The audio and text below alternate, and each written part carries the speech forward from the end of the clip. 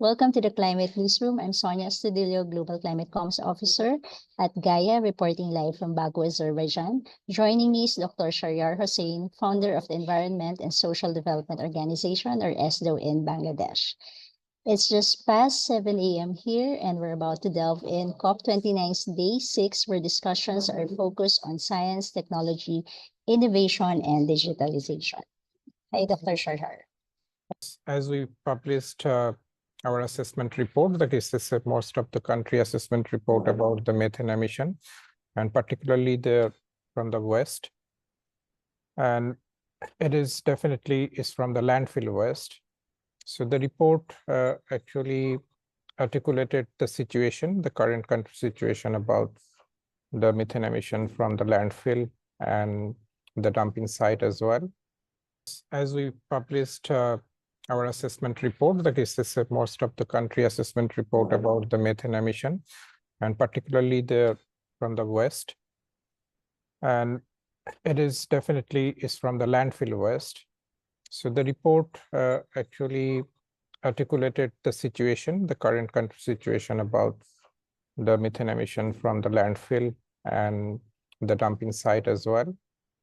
As we published our assessment report, that is most of the country assessment report about the methane emission, and particularly from the west.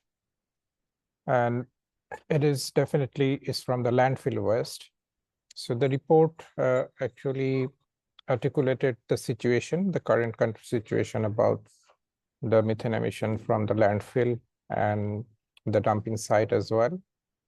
As we published our assessment report, that is most of the country assessment report about the methane emission, and particularly from the west. And it is definitely from the landfill west.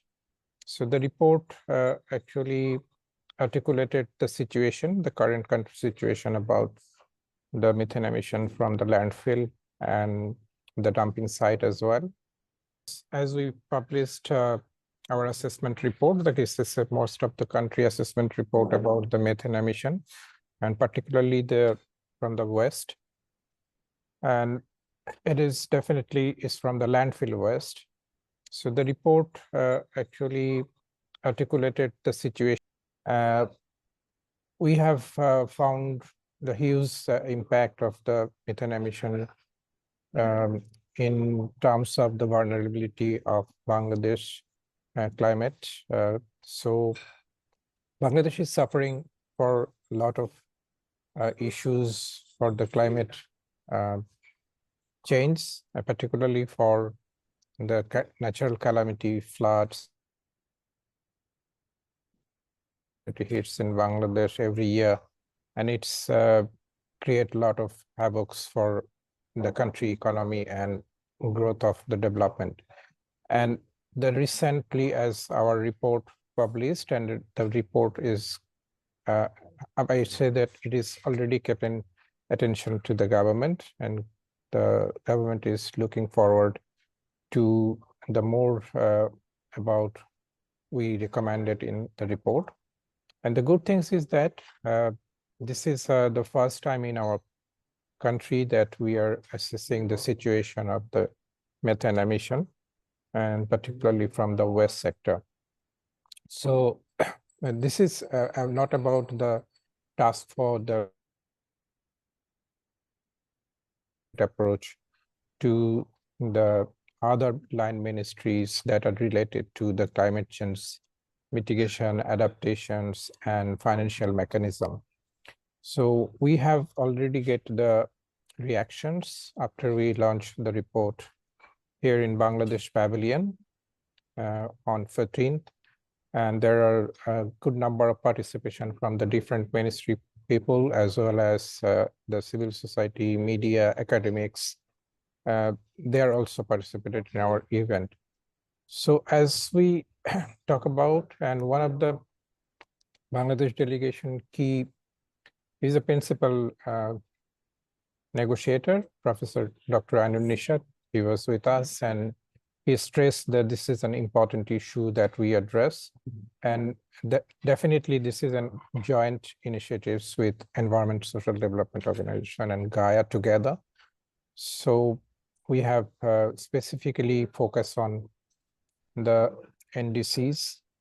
So this report already keep attention to the Ministry of Planning, Ministry of Environment, Ministry of Agriculture, Ministry of Local Government. So these three ministries already focus on that. And I hope that other ministries related, like Ministry of Health. So we are looking forward to work with them, and the secretary already stressed her concern about the methane emission and NDC. So we are focusing to that the upgradation of the NDCs and focus on the methane emission is important. So they are principally agreed to work with us to incorporate the NDCs on the methane emission. Thank you so much, Dr. Shahriar. That is good news, I hope. So in this report, it was mentioned that the waste sector is the second biggest source of methane emissions in Bangladesh, next to agriculture. How significant is this information now that the countries are preparing for NDC 3.0? Yeah, this is very important because this sector was totally ignored in the previous COP, and so in COP28, we, along with GAIA, just raised this issue. We had also the side event in COP28, and it was a kickoff for the methane issue in Bangladesh. And it was not much keep attention in the COP28, but COP29, it's already the issue of discussion, and everybody is talking about that. So it is an important issue, and not only the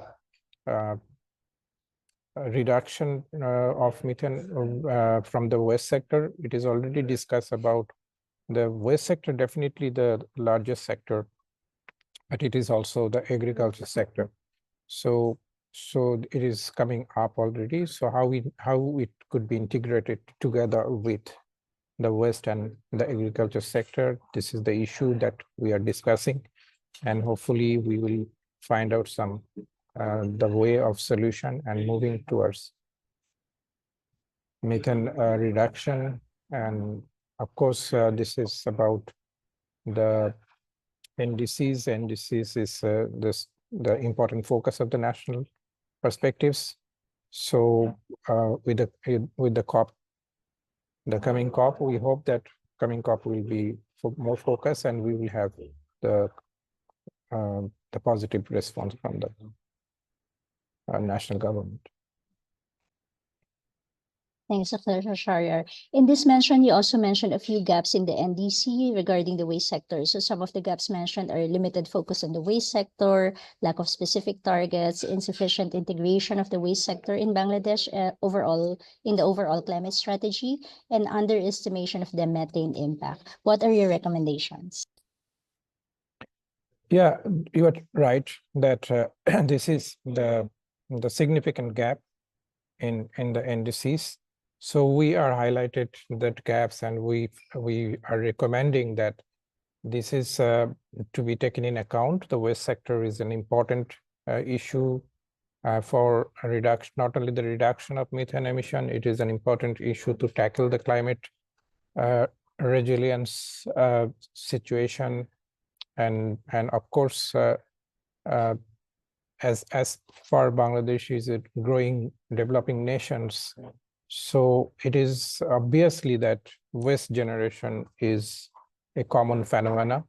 So this should be tackled through the proper interventions, and otherwise it will be the new challenge for the Bangladesh economy, for the environment, and definitely it is for the challenge for the environmental justice issues as well.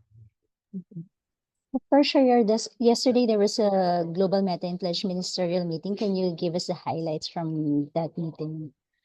Yeah, that was very important, and I say this is a kind of kickoff of the methane pledge, and though this is methane plays and methane initiatives is not very old. This is a new issue. It's come up 2021, and we are in 2024. So still the different countries' perspectives is different, and even the country is not deeper in this process, how methane plays this work and how it will impact it to the national NDCs, and how can the methane reduction processes accelerate. So the many countries, ministers are talking about this. Latin Americans are focusing more on that issues. And I see that the Asian participation was not that much, but it's the government delegations from the different Asian countries, as well as the Africans are also there. But it has come up the issue of to accelerate, and they just initiated the talking point that it could be have the positive response in coming days. And this is a kickoff. This is definitely the kickoff process, and it seems to be everybody's thinking that methane plays, and to accelerate the process, it is not only the reduction of the methane emission from the waste sector, but it is an important issue that we have to address, because it's a next steps would be the methane emission from the agriculture sector. Agriculture sector is the largest sector. The waste sector is its second largest, but agriculture sector. But keep very cautiously that because most of the countries are dependent on agriculture, and so we have to think about the alternative resilience crafting. So these are the issues, and generally it was talking about they are still not clear about the process, and so there is I think there is hopes for us, particularly from the GAIA delegations.